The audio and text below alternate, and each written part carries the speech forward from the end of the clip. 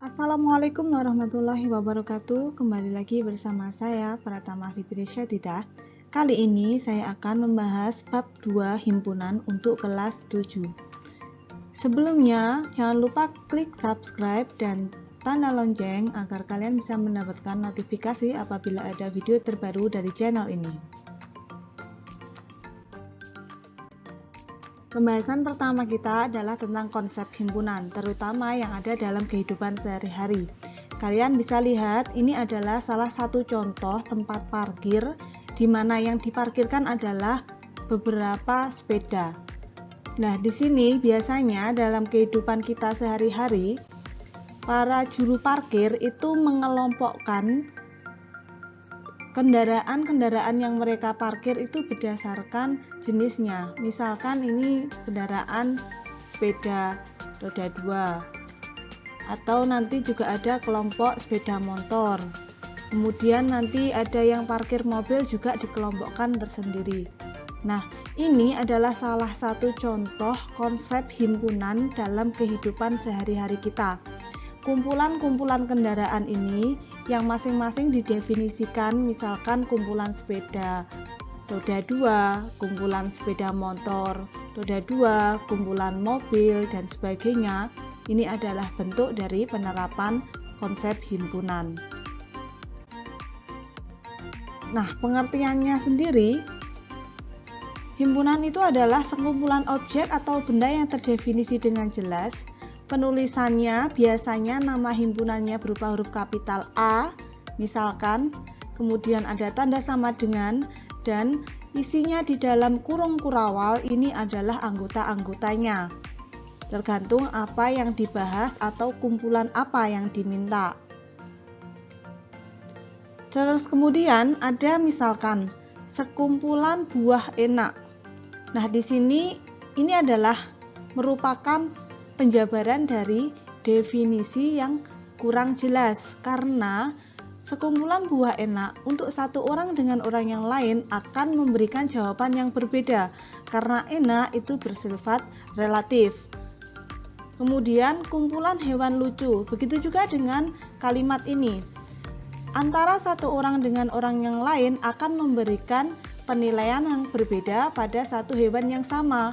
Ada yang mengatakan misalnya kucing itu lucu, ada juga yang tidak menyukai kucing, maka kucing itu tidak lucu. Sehingga kumpulan ini, kumpulan buah enak dan kumpulan hewan lucu ini tidak disebut sebagai himpunan, karena dia tidak didefinisikan dengan jelas. Yang kedua, anggota himpunan. Nama himpunan biasanya ditulis dalam huruf kapital, misalkan A besar, T besar, S besar, dan lambangnya adalah E, mirip E tapi ini bukan huruf E, dibaca elemen atau anggota himpunan. Jika bukan elemen atau bukan anggota himpunan, maka lambangnya seperti ini, huruf E tapi diseret. Misalkan contohnya, jika U adalah himpunan alat tulis, maka pensil misalkan, pensil adalah anggota himpunan dari U atau elemen U. Seperti itu penulisannya. Begitu juga penggaris, penggaris adalah elemen U yang merupakan himpunan alat tulis. Namun bila disebutkan pisau, pisau bukan anggota himpunan U atau bukan elemen U. Itu adalah pengertian dari anggota himpunan. Yang ketiga, menentukan banyaknya anggota himpunan atau disebut dengan kardinalitas himpunan. Lambangnya N kecil, kemudian di dalam kurung yang isinya adalah nama himpunan. Misalkan, jika A adalah himpunan, angka penyusun bilangan 218.412, maka kita akan sebutkan anggotanya A adalah 1, 2, 4, dan 8. meskipun ada angka 1 dan angka 2 yang disebutkan 2 kali, maka ketika kita menuliskan pada anggota himpunan, kita cukup tulis 1 kali. Sehingga jika kita ingin menyatakan himpunan A yang anggotanya 1, 2, 4, 8 ke dalam bentuk kardinalitas himpunan, maka menuliskannya adalah N dalam kurung himpunan A yang sama dengan 4, atau artinya kardinalitas atau banyaknya anggota himpunan A itu adalah 4. Apa saja? Yaitu 1, 2, 4, dan 8. Itu adalah kardinalitas himpunan. Selanjutnya materi kita adalah tentang penyajian himpunan. Jadi ada beberapa cara untuk menyatakan sebuah himpunan. Yang pertama adalah metode tabulasi, yaitu menuliskan semua anggota dengan cara mendaftar anggota dari himpunan yang ditulis di dalam kurung kurawal, dan antara satu anggota dengan anggota yang lain dipisahkan oleh tanda koma. Yang kedua, dengan metode bersyarat atau notasi. Jadi ada kurung kurawalnya dinyatakan dalam bentuk variabel, kemudian ada garis tegak yang biasanya dibaca sedemikian hingga, dan di belakang dari pernyataan ada syarat keanggotaannya. Yang ketiga, penyajian himpunan dengan cara metode deskripsi atau menggunakan kata-kata yang merupakan syarat dari anggota dan ditulis di dalam kurung kurawal.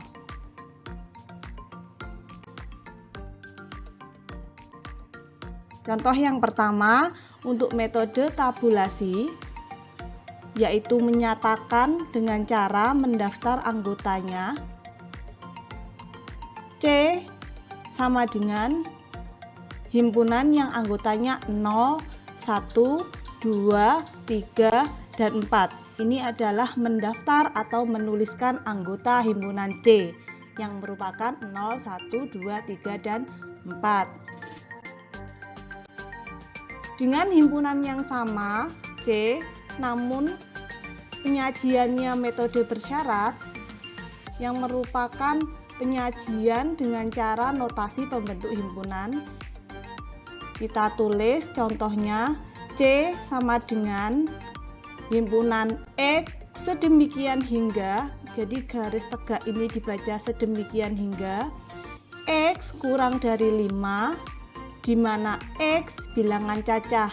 Nah, X bilangan cacah ini adalah syarat dari keanggotaannya, yang kemudian nanti bisa kita artikan jika kita mendaftar anggotanya, maka isinya adalah bilangan cacah yang kurang dari 5. Bilangan cacah itu mulai dari 0, 1, 2, 3, dan 4. 5-nya tidak ikut karena kurang dari 5. Kemudian sekarang dengan contoh himpunan yang sama, kita akan menulis dalam bentuk penyajian metode deskripsi. Jadi himpunan C yang tadi kita akan nyatakan dengan kata-kata. C tadi isinya adalah 0, 1, 2, 3, 4, maka dengan kata-kata kita bisa sebutkan C adalah himpunan bilangan cacah kurang dari 5. Nah, ini adalah ketiga cara penyajian himpunan. Kalian perlu tahu ini adalah macam-macam himpunan bilangan. Perlu kalian catat dan sering-seringlah latihan untuk menggunakan macam-macam himpunan bilangan ini agar kalian bisa mengingatnya.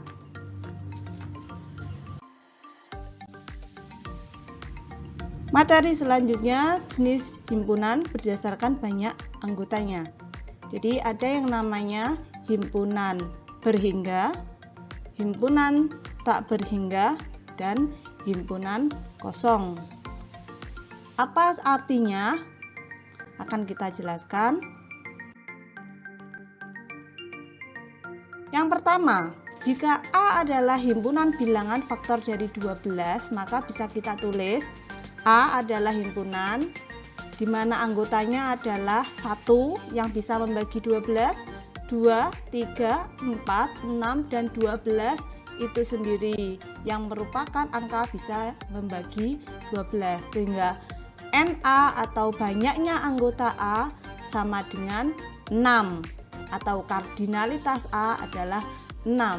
Nah, yang seperti ini disebut sebagai himpunan berhingga, yaitu memiliki anggota yang terbatas atau dapat ditentukan berapa jumlahnya atau berapa banyak anggotanya.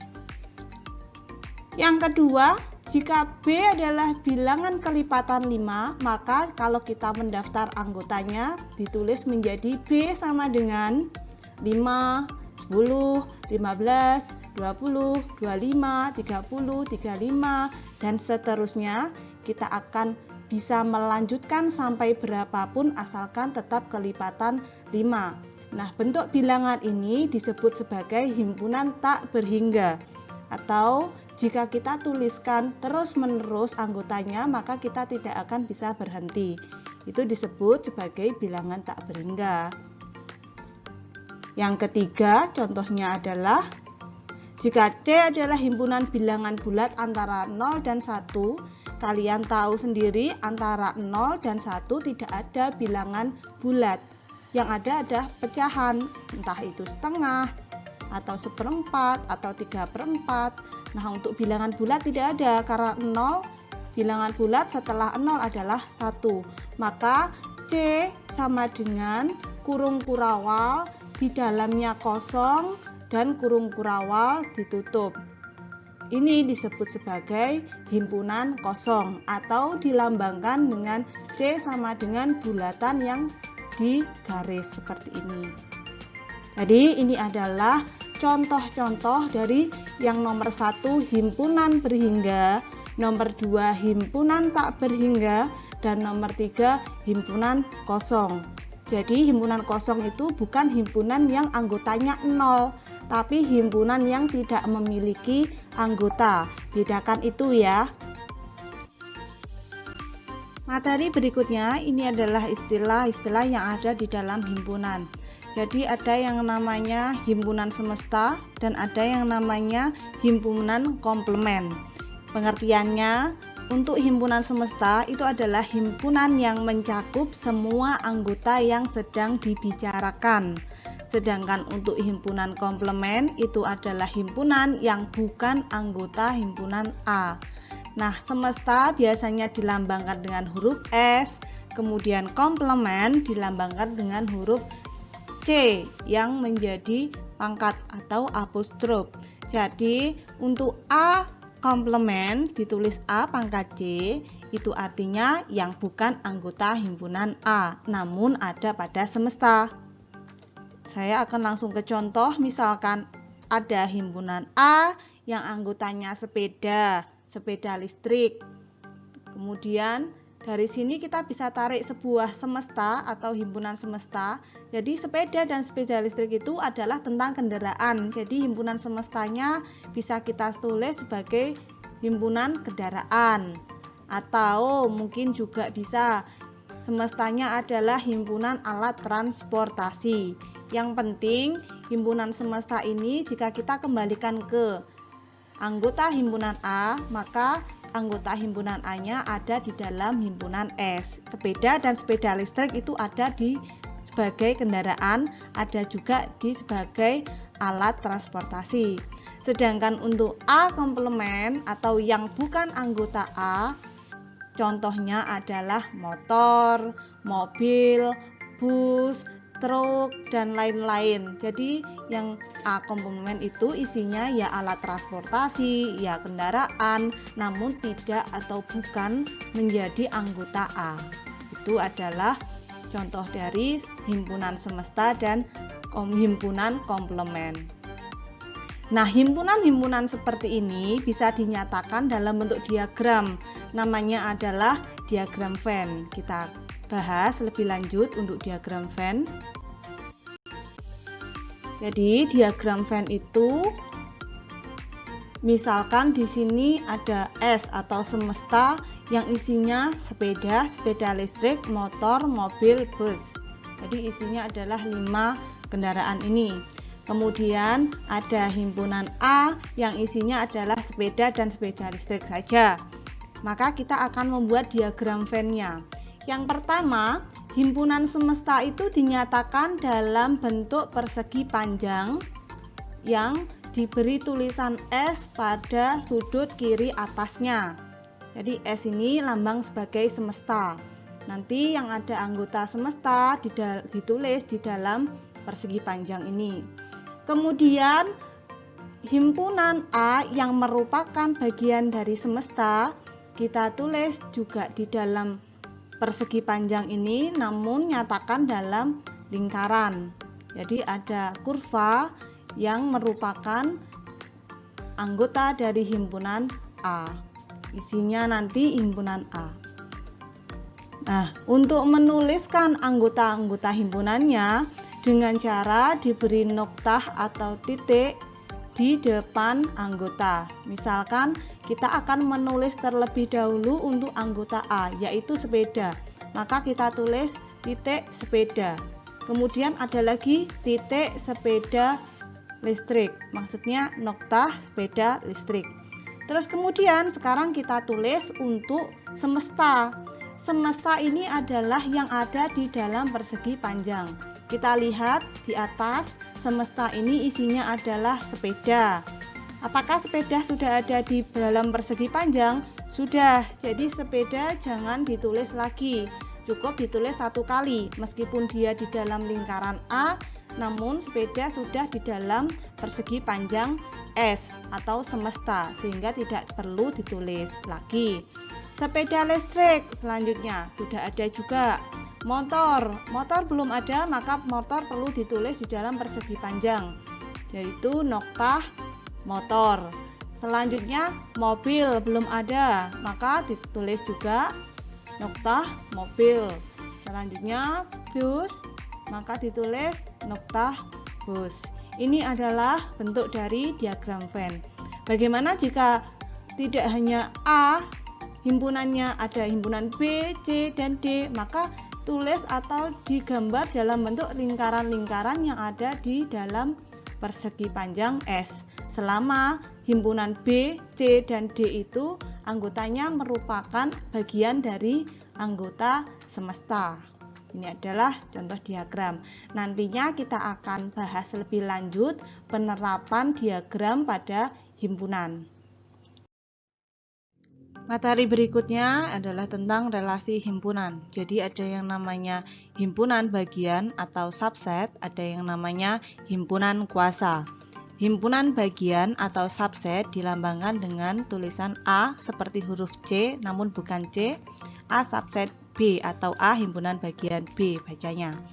Jadi A subset B itu jika semua anggota A menjadi anggota B, maka disebut A himpunan bagian B. Kemudian untuk himpunan kuasa, misalkan himpunan kuasa dari A adalah himpunan yang merupakan anggota dari himpunan bagian A atau lambangnya P dalam kurung A. Jadi kardinalitas atau banyaknya anggota P A adalah 2 pangkat NA.